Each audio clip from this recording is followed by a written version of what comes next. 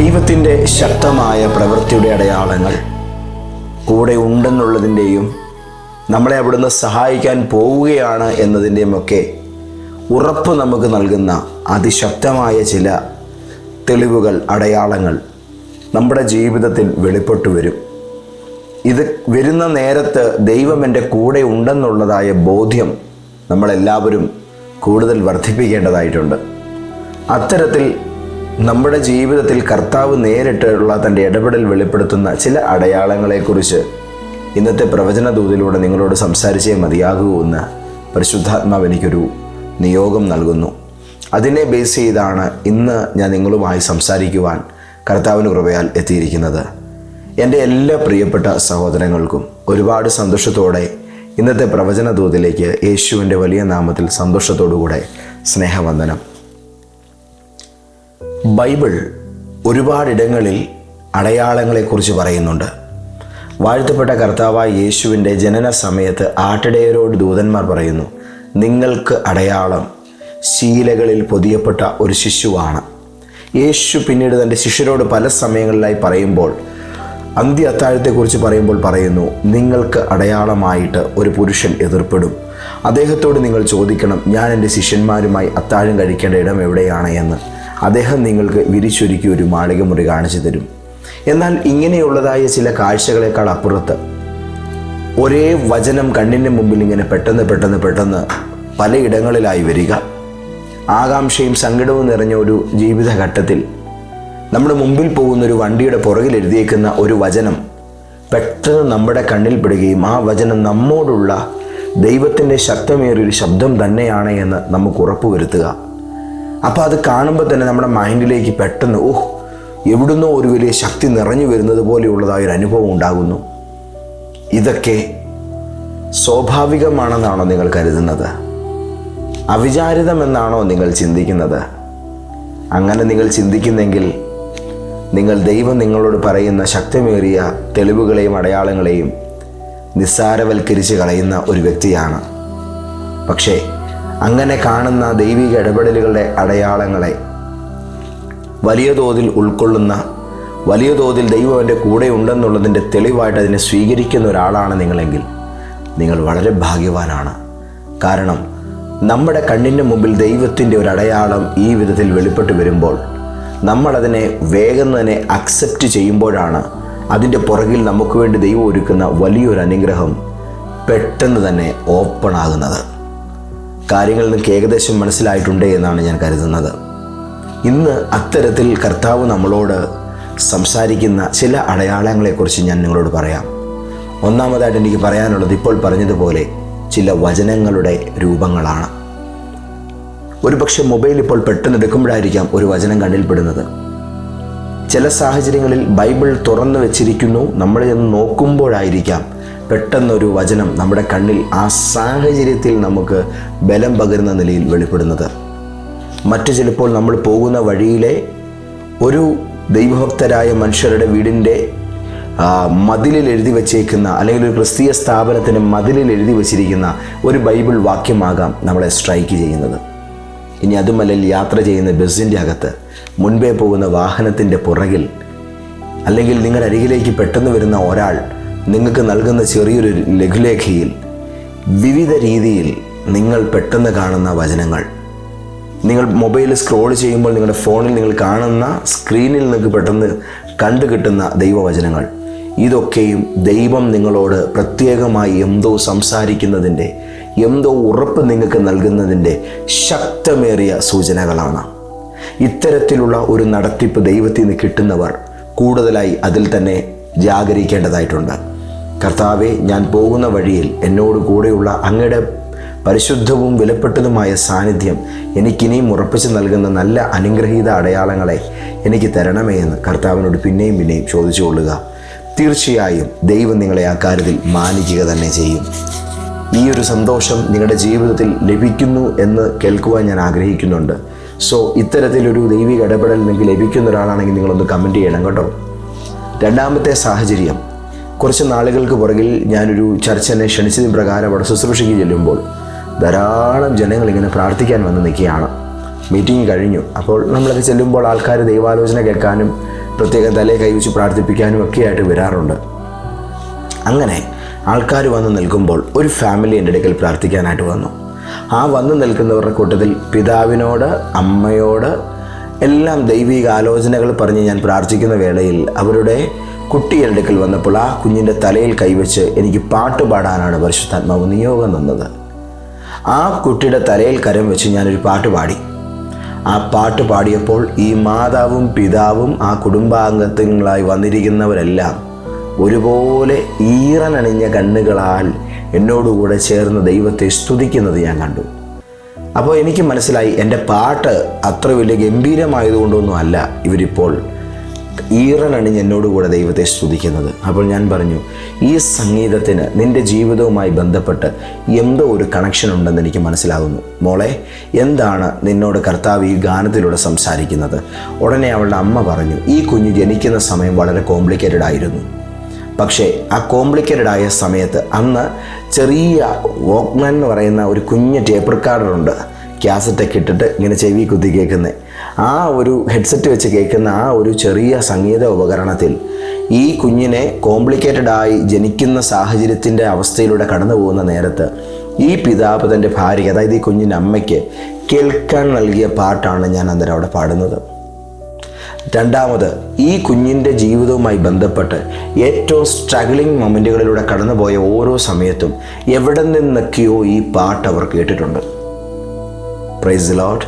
ഇപ്പോൾ എൻ്റെ മുമ്പിൽ പ്രാർത്ഥിക്കാൻ വന്നു നിൽക്കുമ്പോൾ ഉപരിപഠനവുമായി ബന്ധപ്പെട്ട് ഈ കുട്ടിയുടെ ഒരു വാതിൽ അടഞ്ഞു കിടക്കുന്ന വിഷയത്തിന് മുമ്പിൽ പ്രാർത്ഥിക്കാൻ നിൽക്കുന്ന വേളയിൽ ഇവളുടെ തലയിൽ കൈവച്ച് ഈ പാട്ട് തന്നെ കർത്താവ് എന്നെ കൊണ്ട് പാടിപ്പിക്കുമ്പോൾ പിന്നെയും ഒരു കാര്യം ദൈവത്തിൻ്റെ ആത്മാവ് റിമൈൻഡ് ചെയ്യുകയാണ്, ഞാൻ നിൻ്റെ കൂടെയുണ്ട്. ഈ സാഹചര്യത്തിൽ ഞാൻ നിനക്ക് വഴി തുറക്കാൻ പോകുന്നു. അവർക്കത് കേവലം ഒരു പാട്ടല്ല, അത് അവരുടെ തീം സോങ് ആണ്. ആ ഫാമിലിയോട് ദൈവം കൂടെ ഉണ്ടെന്നുള്ളതിൻ്റെ തെളിവായിട്ട് ദൈവം അവർക്ക് നൽകുന്ന ഒരു ഇൻഡിവിജ്വൽ അടയാളം, സൈനായിട്ടാണ് അവർ ആ ഗാനത്തെ കാണുന്നത്. നിങ്ങളുടെ ജീവിതത്തിൽ നിങ്ങൾക്ക് കർത്താവിൽ കൂടുതൽ ബലം പകരുന്ന ഒരു പാട്ടുണ്ട്. നൂറുകണക്കിന് ഗാനങ്ങളിൽ നിങ്ങളുടെ ഒരു ഫേവറേറ്റ് സോങ്, ആ ഗാനം നിങ്ങൾ ഇഷ്ടപ്പെടുന്നതിൻ്റെ റീസൺ എന്താണെന്നൊരു പക്ഷേ നിങ്ങൾക്ക് ഇപ്പോഴും അറിയില്ല.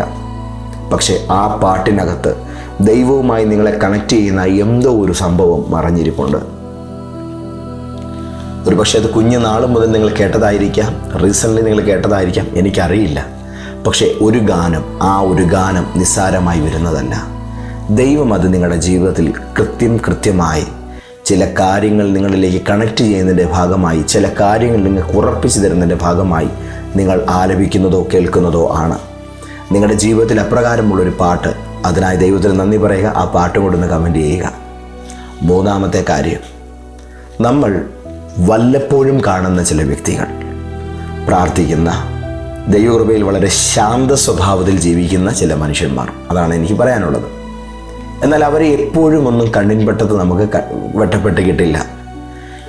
റെയറായ ചില സാഹചര്യങ്ങളിൽ നമ്മുടെ ജീവിതത്തിലേക്ക് അവർ ഇടവേളകൾ അനുസൃതമായി വരാറുണ്ട്. അങ്ങനെ വരുന്ന മനുഷ്യന്മാർ പലപ്പോഴും നമ്മുടെ ജീവിതത്തിൻ്റെ അരികിൽ വന്നിരുന്നിട്ട് നമ്മുടെ ജീവിതത്തോട് ചേർന്ന് അവർ അല്പനേരം സംസാരിച്ചിട്ട് നമ്മളുടെ അരികിൽ നിന്ന് അവർ യാത്ര പറയാൻ നേരം അവരൊരു പ്രാർത്ഥന നടത്തും. ആ പ്രാർത്ഥന പ്രാർത്ഥിച്ചിട്ട് അവർ പടിയിറങ്ങി പോകുമ്പോൾ ആ പ്രാർത്ഥനയ്ക്കകത്ത് നമ്മളെ ഏറ്റവും കൂടുതൽ സങ്കടപ്പെടുത്തുന്ന വിഷയത്തിൻ്റെ ഉത്തരത്തെ അവർ പ്രാർത്ഥിച്ച് നമ്മുടെ മേൽ ഇട്ടിട്ടായിരിക്കും പോകുന്നത്. എൻ്റെ ജീവിതത്തിൽ എനിക്ക് ഈ ഒരു അനുഭവം നിങ്ങളെല്ലാവരേക്കാൾ കൂടുതൽ കിട്ടിയിട്ടുള്ളൊരു ദൈവദാസനാണ് ഞാൻ. അതുകൊണ്ട് എനിക്ക് ഈ കാര്യത്തിൽ അസാധാരണമായ വിശ്വാസമുണ്ട്. നമ്മുടെ ജീവിതത്തിൽ നമ്മളൊന്ന് തളരുന്നു എന്ന് തോന്നുന്ന നേരത്ത്, നമുക്ക് ഇച്ചിരി ഹെൽപ്പ് ആവശ്യമാണ് എന്ന് നമ്മൾ കരുതുന്ന സമയത്ത് നമ്മളെ ഹെൽപ്പ് ചെയ്യാൻ, നമ്മളെ ടേക്ക് കെയർ ചെയ്യാൻ ദൈവം അനുവദിച്ച് നമ്മുടെ ലൈഫിലേക്ക് വരുന്ന ചില പ്രത്യേക വ്യക്തികളുണ്ട്. ആ വ്യക്തികളുടെ വാക്കുകൾ, അവരുടെ സ്നേഹം നിറഞ്ഞ വാത്സല്യപൂർണമായ പ്രാർത്ഥന നമുക്ക് നിസ്സാര ബലമല്ല തരുന്നത്. ദൈവം എൻ്റെ കൂടെയുണ്ട് എന്നതിൻ്റെ അതിതീവ്രമായ തെളിവ് നമുക്ക് ഉറപ്പിച്ചു നൽകുന്ന ഒരു വ്യത്യസ്തമായ ദൈവാനുഭവമായി അത്തരം വ്യക്തികളുടെ സന്ദർശനങ്ങളും പ്രാർത്ഥനകളും ഒരു സ്വർഗീയ അടയാളമായി പലരുടെയും ജീവിതത്തിൽ എക്സ്പീരിയൻസ് ചെയ്യപ്പെടാറുണ്ട്. നിങ്ങളുടെ ജീവിതത്തെ പരിപോഷിപ്പിക്കാൻ, നിങ്ങളുടെ ആത്മീക ജീവിതത്തെ ഡെവലപ്പ് ചെയ്യാൻ, നിങ്ങളൊന്ന് തളരുമ്പോൾ നിങ്ങളെ കൂടുതലായിട്ട് ചേർത്ത് പിടിക്കാൻ ദൈവം ഈ രീതിയിൽ നിങ്ങൾക്ക് വേണ്ടി അറേഞ്ച് ചെയ്ത് വരുന്ന വ്യക്തികളെ നിങ്ങൾ ഒരിക്കലും വിഷമിപ്പിക്കരുത്. നിങ്ങളവരെ ആദരിക്കണം. പണം കൊടുത്ത്, ആഹാരം കൊടുത്ത്, അവർക്ക് വേണ്ടതായ കാര്യങ്ങൾ കൊടുത്ത് നിങ്ങളവരെ സൽക്കരിച്ചോണം, ശുശ്രൂഷിച്ചോണം, ബഹുമാനിച്ചോണം. നിങ്ങൾക്കത് വലിയ നന്മയായി പിൽക്കാലത്ത് കാണാൻ കഴിയും. കാരണം നിങ്ങളുടെ ജീവിതത്തിന് വേണ്ടി ദൈവം ഒരുക്കിയിരിക്കുന്ന സ്പിരിച്വൽ ഗാർഡിയൻസാണവർ. അങ്ങനെയുള്ള വ്യക്തികളെ നിങ്ങൾ കരുതിക്കൊള്ളണം. ക്രിസ്തുവിൽ നമുക്ക് അനേക ഗുരുക്കന്മാർ ഈ രീതിയിൽ ദൈവകൃപയാൽ ഒരുക്കപ്പെടാറുണ്ട്. അങ്ങനെയുള്ള ഗുരുനാഥന്മാരെ, ഗുരുതുല്യരായ മനുഷ്യരെ വിഷമിപ്പിക്കുവാനോ അവരെ ധിക്കരിച്ച് സംസാരിക്കാനോ അവരുടെ തലയെ കയറാനോ പോകരുത്. വിനയത്തോടുകൂടെ, വളരെ സംയമനത്തോടും സ്നേഹത്തോടും കൂടെ വിധേയപ്പെടുക. അവരുടെ സന്ദർശനം നിങ്ങൾക്കൊരു അനുഗ്രഹമായി തന്നെ തീരും. യോശുവയുടെ ജീവിതത്തിലൊരു മോശ ഉണ്ടായിരുന്നത് പോലെ, ദാവീദിൻ്റെ ജീവിതത്തിലൊരു സാമുവേൽ പ്രവാചകൻ ഉണ്ടായിരുന്നത് പോലെ, നിങ്ങളുടെ നിഴലായി നിങ്ങൾക്ക് എപ്പോഴും കൺവെട്ടത്ത് വരാതെ പക്ഷെ പ്രാർത്ഥനയിൽ നിങ്ങളെ കവർ ചെയ്ത് പിടിക്കുന്ന, അസാധാരണമായ ദൈവശക്തി വഹിക്കുന്ന ചില മഹാമനുഷ്യന്മാർ നിങ്ങളുടെ ജീവിതത്തിൻ്റെ ഏതൊക്കെയോ കോണുകളിൽ നിങ്ങൾക്ക് കവറിങ് ചെയ്യുന്നുണ്ട്.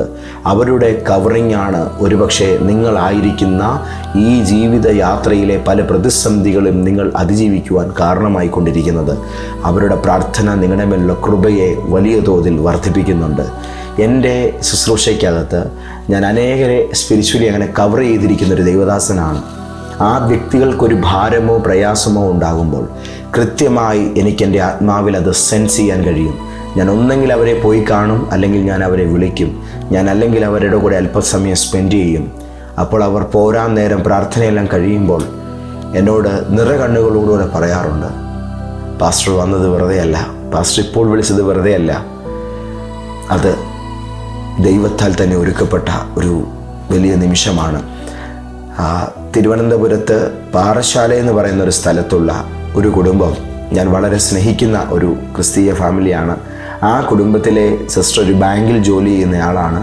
ഒരു ദിവസം രാത്രിയിൽ ഞാൻ പ്രാർത്ഥിച്ചുകൊണ്ടിരിക്കുമ്പോൾ പെട്ടെന്ന് എനിക്ക് കർത്താവിൻ്റെ ആത്മാവിലൊരു പ്രേരണ കിട്ടി, അവരെ അന്നേരം വിളിക്കണം. രാത്രി 3 മണിയാണ്, നല്ലൊരു ടൈമല്ല. പക്ഷേ ഹോളി സ്പിരിറ്റ് എന്നെ വല്ലാതെ നിർബന്ധിക്കുകയാണ്, അവരെ അന്നേരം വിളിക്കണം. ഒട്ടും മടി കൂടാതെ കർത്താവ് എന്നോട് പറഞ്ഞതായതുകൊണ്ട് ഞാനതനുസരിച്ചു. ഞാൻ അവരെ വിളിച്ചു. ഫസ്റ്റ് ബെല്ലിന് കോൾ അവരെടുത്തു. ജസ്റ്റ് ഈ ഫോൺ അങ്ങോട്ടൊന്ന് റിങ് ചെയ്ത് ആ ഒരു ഇതുണ്ടല്ലോ, ആ ഒരു 1-2 സെക്കൻഡ് ആ ഒരു ടൈമിൽ തന്നെ കോൾ എടുക്കുക. ഞാൻ ഞെട്ടിപ്പോയി. ഇവരുറങ്ങിയിട്ടില്ലേ ഇത്ര പെട്ടെന്ന് എൻ്റെ ഫോൺ എടുക്കാൻ പാകത്തിൽ? ആ സമയത്ത് എന്നോട് ആ സിസ്റ്റർ പറഞ്ഞു, അവരുടെ ബാങ്കിൽ ഒരു വലിയ കോംപ്ലിക്കേറ്റഡ് ആയിട്ടുള്ള പ്രശ്നത്തെ അവർ ഫേസ് ചെയ്തുകൊണ്ടിരിക്കുകയാണ്. ഉറങ്ങാൻ കഴിഞ്ഞില്ല. തിരിഞ്ഞും മറിഞ്ഞും കുറേ നേരം കിടന്നു. ആശ്വാസം നഷ്ടപ്പെട്ടിരിക്കുകയായിരുന്നു.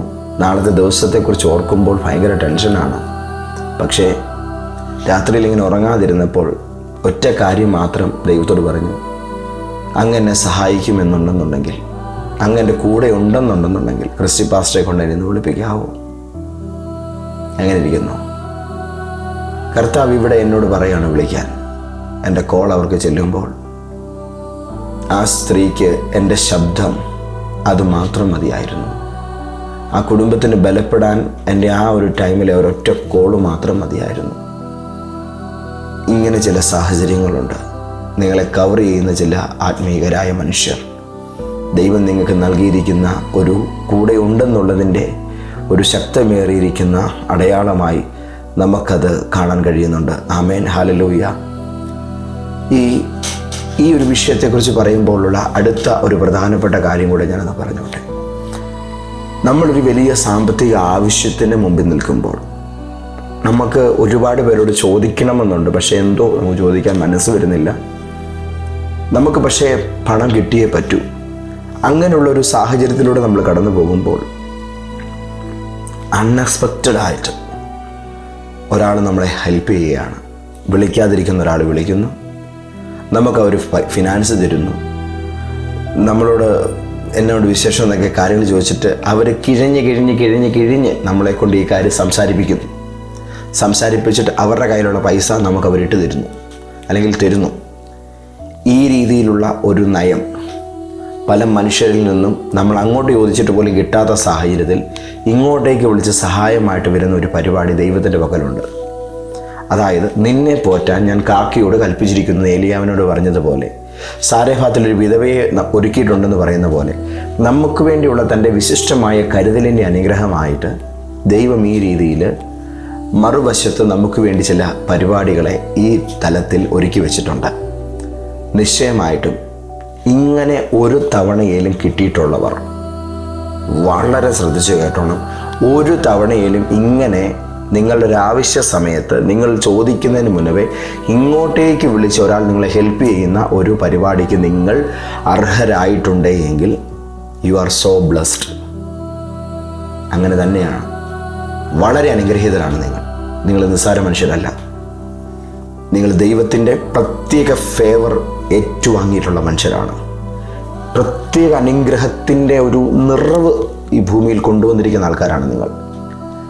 അതായത്, യാചിക്കുന്നതിന് മുന്നവേ നിങ്ങളുടെ ആവശ്യങ്ങൾ ഇന്നവേ എന്ന് നിങ്ങളുടെ സ്വർഗസ്ഥ പിതാവ് അറിഞ്ഞ് നിങ്ങൾക്ക് വേണ്ടി ഒരു മനുഷ്യനോട് നിങ്ങൾ ചോദിക്കുന്നതിന് മുന്നവേ മറ്റൊരാളിലൂടെ നിങ്ങൾക്ക് വേണ്ടത് ഇങ്ങോട്ട് തരുന്നുണ്ടെങ്കിൽ നിങ്ങൾ ഓർത്തോ, അത് കർത്താവിൻ്റെ നിങ്ങളോടുള്ള പ്രത്യേകമായ പരിഗണനയുടെ ഭാഗമാണത്. മാത്രമല്ല, ഇത് തെളിയിക്കുന്നത് ഇനിയും അത് ആവർത്തിക്കപ്പെടുമെന്നുള്ളതാണ്. അതുകൊണ്ട് ലൈഫിലെ ഏതൊരു സ്ട്രഗ്ലിംഗ് മൊമെൻറ്റുകളിലൂടെ കടന്നു പോകുമ്പോഴും നിങ്ങൾക്ക് വേണ്ടി ഇപ്രകാരമുള്ളൊരു ദൈവപ്രവൃത്തി ഇനിയും വരുമെന്നതിൻ്റെ ശുഭസൂചനയാണ്.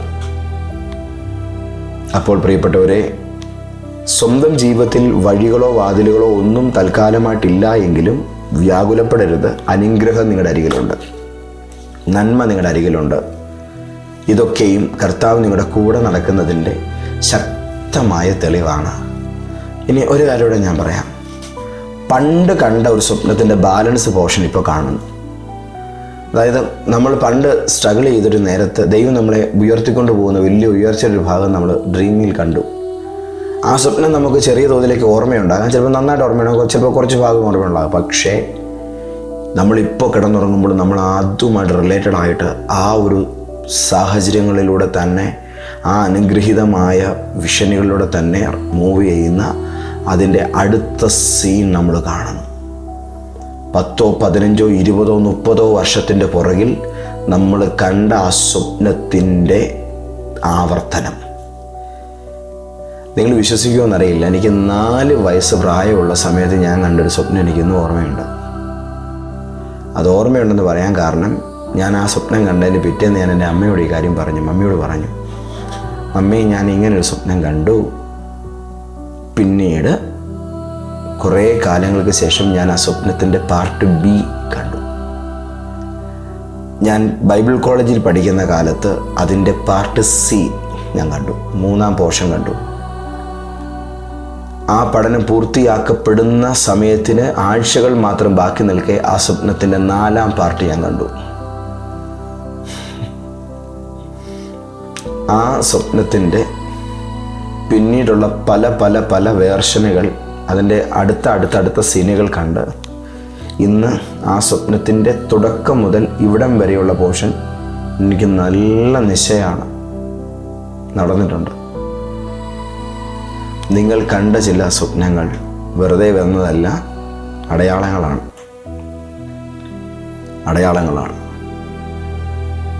ചില പ്രത്യേക സിറ്റുവേഷനുകളിൽ നമ്മൾ വളരെ സങ്കടപ്പെട്ട് നിരാശിതരായിട്ട് ഇരിക്കുമ്പോൾ മാനസിക വൈകല്യമുള്ള മനുഷ്യരോ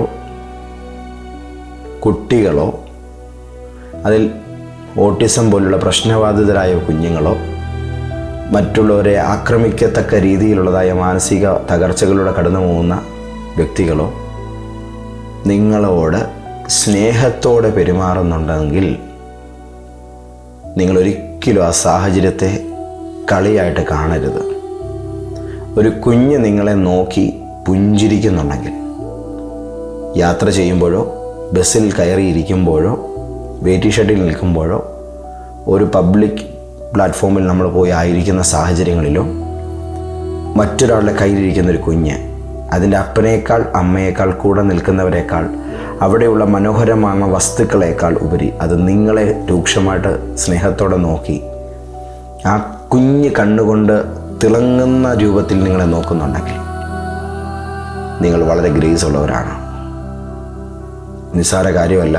പൈതങ്ങൾ അങ്ങനെ വെറുതെ ആരെയും നോക്കാറില്ല. പ്രത്യേകമായിരിക്കുന്ന ഒരു അനുഗ്രഹത്തിൻ്റെ തലം, സമാധാനം പൈതങ്ങൾക്ക് പകരുന്ന ഒരു ശാന്ത സാഹചര്യം നിങ്ങളുടെ മേൽ ജ്വലിച്ച് നിൽക്കുന്നത് കൊണ്ടാണ് മറ്റെല്ലാ വ്യക്തികളെക്കാളും, ഉദാഹരണം ഒരു ഷോപ്പിംഗ് മാളിലാണെങ്കിൽ എന്തെല്ലാം കാഴ്ചകൾ, വ്യക്തികൾ, സാഹചര്യങ്ങൾ അവിടെയുണ്ട്. പക്ഷെ അവരെക്കാളും അതിനേക്കാളും നൂറുകണക്കിന് നിറങ്ങളെക്കാളെല്ലാം അപ്പുറത്ത് നിങ്ങളെ അവർ നോക്കുന്നുണ്ടെങ്കിൽ ഒരു സൂപ്പർ നാച്ചുറൽ അറ്റൻഷൻ നിങ്ങളുടെ മേൽ വീണിട്ടുണ്ടെന്നുള്ളതാണ്. ആ സാഹചര്യങ്ങളിൽ ദൈവത്തിന് നന്ദി പറയണം. നിഷ്കളങ്കമായൊരു ഹൃദയത്തിൽ നിന്നും എന്നിലേക്ക് വരുന്ന ഈ ശ്രദ്ധയുടെ പുറകിൽ അങ്ങെന്നെ നോക്കുന്നു എന്ന നിലയിൽ ഞാൻ ചില കാര്യങ്ങൾ മനസ്സിലാക്കുന്നു. അങ്ങെൻ്റെ ജീവിതത്തിൽ അനുവദിച്ചിരിക്കുന്ന ദൈവദൂതന്മാരാൽ ഞാൻ കൂടുതൽ ശ്രദ്ധിക്കപ്പെടുന്നു എന്ന് ഞാൻ മനസ്സിലാക്കുന്നു. ഇതൊക്കെ തിരിച്ചറിഞ്ഞ് ദൈവത്തിന് നന്ദി പറഞ്ഞോണം. ഞാൻ ഇന്നിപ്പോൾ നിങ്ങളോട് പറഞ്ഞ ഈ കാര്യങ്ങൾ നിങ്ങൾക്ക് വളരെ ജീവിതത്തിൽ കണക്റ്റഡ് ആയിട്ടുള്ള വിഷയങ്ങളാകാം. ആണെങ്കിൽ ഏത് കാര്യമാണ് നിങ്ങളെ കൂടുതൽ സ്ട്രൈക്ക് ചെയ്തിട്ടുള്ളത് എന്ന് നിങ്ങളൊന്ന് കമൻ്റ് ചെയ്യണം. ചില സാഹചര്യങ്ങളിൽ നിങ്ങൾ വലിയ കൃപാവര പ്രാപ്തരോ വലിയ പ്രാർത്ഥനാ മനുഷ്യരോ ഒന്നും അല്ല എങ്കിൽ കൂടിയും വലിയ രോഗത്താലും ഭാരത്താലും ഒക്കെ ആയിരിക്കുന്ന ഒരാളെ നിങ്ങൾ കാണുമ്പോൾ നിങ്ങൾ അവർക്ക് വേണ്ടി മനസ്സ് തുറന്ന് കനിവ് നിറഞ്ഞ ഹൃദയത്തോടുകൂടെ യേശുവേ എന്ന് വിളിച്ച് പ്രാർത്ഥിക്കുമ്പോൾ പൊടുന്നനവേ അവർ സുഖമായിട്ട് ഉറങ്ങുന്നു. ക്യാൻസർ പോലെയൊക്കെയുള്ള മാരക രോഗങ്ങളാൽ വലഞ്ഞിട്ട് ഉറക്കമില്ലാതെ കിടക്കുന്ന ആൾക്കാരാണെങ്കിൽ അവർ സുഖമായിട്ട് ഉറങ്ങുന്നു. ആഹാരം കഴിക്കാത്തവർ ഫുഡ് കഴിക്കുന്നു. അവർ പെട്ടെന്ന് വേർക്കുന്നു, ഒന്ന് ബലം പ്രാപിക്കുന്നു, ഒരു ചൈതന്യം കൊണ്ട് നിറയുന്നു. ഈ സാഹചര്യങ്ങൾ എന്താണ് പഠിപ്പിക്കുന്നത്? എന്താണ് പഠിപ്പിക്കുന്നത്? നിങ്ങളെന്ന് പറയുന്ന വ്യക്തി ദൈവത്തിൻ്റെ അതിശക്തമായ കയ്യൊപ്പുമായി നടക്കുന്ന ഒരാളാണെന്നുള്ളതാണ് അത് പറയുന്നത്. ഞാൻ നിന്നോട് കൂടെയുണ്ടെന്നും ഞാൻ നിൻ്റെ അരികിലുണ്ടെന്നും കർത്താവ് ഇങ്ങനെ നമുക്ക് തെളിയിച്ചു തരുന്ന ചില സാഹചര്യങ്ങളെക്കുറിച്ച് എനിക്കിനിയും പറയാൻ ആഗ്രഹമുണ്ട്. ഇപ്പോൾ തന്നെ 10-20 മിനിറ്റിന് മേളിലായിട്ടുണ്ട് ഈ വീഡിയോ. ഇനിയും മുന്നോട്ട് നീണ്ടു പോകുന്നതുകൊണ്ട് ഞാനിപ്പോൾ ഇത് തൽക്കാലം കൺക്ലൂഡ് ചെയ്യുകയാണ്. നിങ്ങൾക്കിത് ഇഷ്ടമായെങ്കിൽ ഇഷ്ടമായെന്ന് തന്നെ നിങ്ങൾ കമൻറ്റ് ചെയ്യണം. ഏത് കാര്യമാണ് നിങ്ങൾക്ക് കൂടുതൽ കണക്റ്റഡ് ആകുന്നത് എന്നുള്ളത് നിങ്ങൾ കമൻറ്റ് ചെയ്യണം. കാരണം ഇതൊരു എൻ്റെ ഒറ്റയ്ക്കുള്ളൊരു മെസ്സേജായിട്ട് തീരാതെ വായിക്കുകയും കാണുകയും ചെയ്യുന്ന കമൻറ്റ് സെക്ഷനിലൂടെ കടന്നു പോകുന്ന എല്ലാവർക്കും കണക്ട് ചെയ്യാൻ കഴിയുന്ന, ഡിസ്കസ് ചെയ്യാൻ പറ്റുന്ന ഒരു വിഷയമായത് മാറണമെന്ന് ഇന്നത്തെ ദൂതിനെക്കുറിച്ച് ഞാൻ ആഗ്രഹിക്കുന്നു. ഞാനിന്ന് എറണാകുളം വരെ പോയേക്കുമായിരുന്നു. രാവിലെ പോയതാണ്, ഒത്തിരി ലേറ്റായിട്ടാണ് വന്നത്. അപ്പോൾ എനിക്ക് നമ്മുടെ സ്റ്റുഡിയോയിലോട്ടത്ത് പോയി ഷൂട്ട് ചെയ്യാനുള്ള സാഹചര്യമൊന്നും ഉണ്ടായില്ല. അപ്പം റൂമിൽ തന്നെ ഇന്ന് നിങ്ങളുമായിട്ടൊക്കെ സംസാരിച്ചേക്കാമെന്ന് വെച്ചു. പരിമിതികളൊക്കെ ഉണ്ടെങ്കിലും നമ്മുടെ ദൂതിനകത്ത് പരിമിതികളൊന്നുമില്ല, ദൈവശബ്ദത്തിനകത്ത് പരിമിതികളൊന്നുമില്ല. ഇന്നലെയും മീറ്റിംഗ് ഞാൻ വന്നപ്പോൾ ഒത്തിരി ലേറ്റായി. അതുകൊണ്ടാണ് ഇന്ന് ഓഡിയോ മെസ്സേജായിട്ട് ഞാനത് ചെയ്തത്. പക്ഷേ ഇന്നും അത് ഓഡിയോ ആകണ്ട. എനിക്ക് നിങ്ങളെ കാണണം, നിങ്ങൾക്ക് എൻ്റെ മുഖം കാണണമെന്നൊക്കെ ആഗ്രഹമുണ്ടല്ലോ. കാരണം നമ്മളൊരു കുടുംബമാണല്ലോ, ഒരു സഹോദരങ്ങളാണല്ലോ. ആ ഒരു ബന്ധം നിലനിൽക്കുന്നത് കൊണ്ട് തന്നെ ഇത് വീഡിയോ ആയിട്ട് തന്നെ ചെയ്തേക്കാമെന്ന് ഞാനങ്ങ് തീരുമാനിക്കുകയായിരുന്നു. കർത്താവ് ഏതായാലും കൃപ തന്നു. അതുകൊണ്ട് ഇത്രയും കാര്യങ്ങൾ നിങ്ങളുമായിട്ട് ഞാൻ സംസാരിച്ചു. നമുക്കൊരുമിച്ച് പ്രാർത്ഥിക്കാം. ഇന്ന് പകല് കോട്ടയത്ത് നമ്മുടെ മീറ്റിംഗ് നടക്കുകയാണ്. ഫാസ്റ്റിംഗ് പ്രെയറാണ്. നാളെ പകലും നാളെ കഴിഞ്ഞുമുണ്ട്. നാളെ കഴിഞ്ഞ് വൈകുന്നേരം 4 മണിക്ക് എറണാകുളം ചിറ്റൂർ റോഡിലുള്ള YMCA ഹാളിൽ നമ്മുടെ ശുശ്രൂഷ നടക്കുന്നുണ്ട്. എല്ലാവരും വരണം. ഓക്കെ. അടുത്ത ശനിയാഴ്ച ഒരു സ്പെഷ്യൽ മീറ്റിംഗ് നടക്കുന്നുണ്ട്. അതിൽ രജിസ്റ്റർ ചെയ്യാനുള്ള ഫോൺ നമ്പറുകൾ ഞാൻ ഡിസ്ക്രിപ്ഷനിൽ ചേർത്തേക്കാം. നിങ്ങളതിൽ വിളിച്ച് നിങ്ങളുടെ സീറ്റ് ബുക്ക് ചെയ്യണം. കാരണം 30 പേർക്കുള്ള അതിനകത്ത് പ്രവേശനം. വലിയ ഭാരത്തോടും നിരാശയോടും ആയിരിക്കുന്ന എല്ലാവരും കർത്താവിനാൽ ഈ ദിവസങ്ങളിൽ സ്പർശിക്കപ്പെടട്ടെ. വിടുതലുകൾ എല്ലാവരുടെ മേലും ഒഴുകട്ടെ. നമുക്ക് പ്രാർത്ഥിക്കാം. പിതാവായ ദൈവമേ, ഞങ്ങൾ കേട്ട ദൈവിക ദൂതുകളിൽ ഞങ്ങൾ വളരെ സന്തുഷ്ടരാണ്. ഞങ്ങളോട് പറഞ്ഞ ദൈവിക ആലോചനകൾക്ക് ഞങ്ങൾ നന്ദി പറയുന്നു. അങ്ങയുടെ പൊന്നുമക്കളെല്ലാവരും യേശുവിൻ്റെ അനുഗ്രഹീത നാമത്താൽ ഇന്ന് രാവിലെ ചൈതന്യം പ്രാപിക്കട്ടെ. ഞങ്ങളുടെ കൂടെ അങ്ങുണ്ട് എന്നതിൻ്റെ തെളിവുകൾ ഞങ്ങൾക്ക് നൽകുന്ന അതിശക്തമായൊരു എപ്പിസോഡായിരുന്നു ഇത്. ഞങ്ങൾക്കിത് വലിയ ബലമാണ്. ഞങ്ങൾക്കിതുമായി വളരെ തോതിൽ വലിയ രീതിയിൽ കണക്റ്റഡ് ആകാൻ കഴിയുന്നു. കർത്താവെ, ഇന്ന് പകൽ മുഴുവൻ അങ്ങയുടെ മക്കളെ ഞാൻ അങ്ങയുടെ വലിയ നാമം ചൊല്ലി അനുഗ്രഹിക്കുന്നു. ഇവരായിരിക്കുന്ന ഇടത്തൊക്കെയും ഇവർ വലിയ ദൈവകൃപയും അനുഗ്രഹങ്ങളും പ്രാപിച്ച് മുന്നോട്ടേക്ക് ജയജീവിതം നയിക്കട്ടെ. വേണ്ടതെല്ലാം ഇന്ന് പകൽ ഇവർക്ക് നൽകണമേ. ഏഞ്ചലിക് മണി നൽകണമേ. സൂപ്പർ നാച്ചുറൽ റിസോഴ്സുകളെ ഓപ്പൺ ആക്കണമേ. ഇപ്പോഴുള്ളതിനേക്കാൾ കൂടുതൽ അനുഗ്രഹങ്ങളും വിജയങ്ങളും ഇവർക്കുണ്ടാകണമേ. ആരോഗ്യവും സമ്പന്നതയും ഇവരുടെ മേൽ വർദ്ധിക്കണമേ. ദൈവിക അഭിഷേകവും കർത്താവിനുള്ള വലിയ ബന്ധവും ഇവരുടെ മേൽ പെരുകണമേ. അങ്ങയുടെ അനുഗ്രഹങ്ങൾ ഇവരുടെ മേലുണ്ടാകട്ടെ. യേശുവിൻ്റെ നാമത്തിൽ തന്നെ ആമേൻ. അപ്പോൾ കർത്താവ് ഒത്തിരി അനുഗ്രഹിക്കട്ടെ. God bless you. പിതാവാം ദൈവത്തിൻ്റെ സ്നേഹം, യേശുവിൻ്റെ കൃപ, പരിശുദ്ധാത്മാവിൻ്റെ കൂട്ടായ്മ നിങ്ങളോടുകൂടെ ഉണ്ടായിരിക്കുമാറാകട്ടെ. ആമേൻ, ആമേൻ.